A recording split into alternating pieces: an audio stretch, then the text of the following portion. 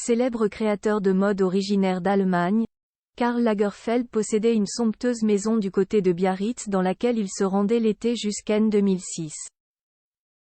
Cette année-là, il a décidé de la vendre à un célèbre businessman français. La suite après la publicité née le 10 septembre 1933 à Hambourg, Karl Lagerfeld s'est imposé au fil des années comme l'un des très grands noms du milieu de la mode à travers le monde. Tout au long de sa carrière, il a occupé certains postes très prestigieux. Il fut par exemple nommé directeur artistique de la maison italienne Fendi à Rome en 1965, puis de la maison de haute couture Chanel en 1983.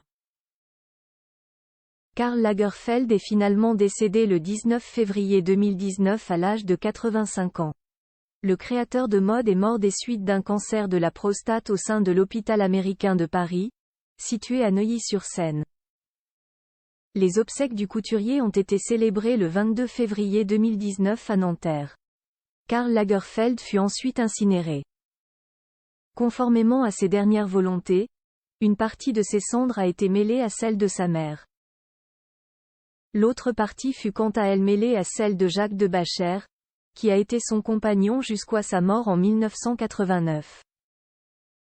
Un hommage intitulé Karl Forever fut finalement rendu au styliste sous la verrière du Grand Palais le 20 juin 2019 à Paris. Karl Lagerfeld a également eu droit à un autre hommage de la part du Met Gala à New York en 2023. Au cours de sa vie, le créateur de mode avait pris l'habitude de se rendre dans sa résidence située du côté de Biarritz durant l'été. Cependant, le défunt styliste avait pris la décision de vendre cette maison en 2006.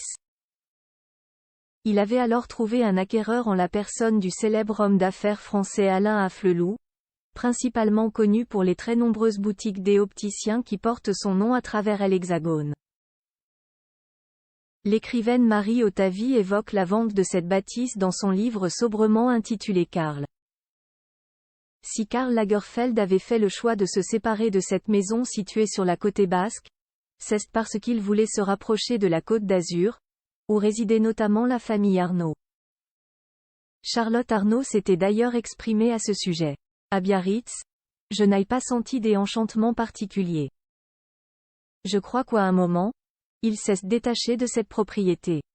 Il est vrai qu'il était très sensible au vécu, à l'histoire d'une maison, à sa charge des invisibles, avait-elle expliqué.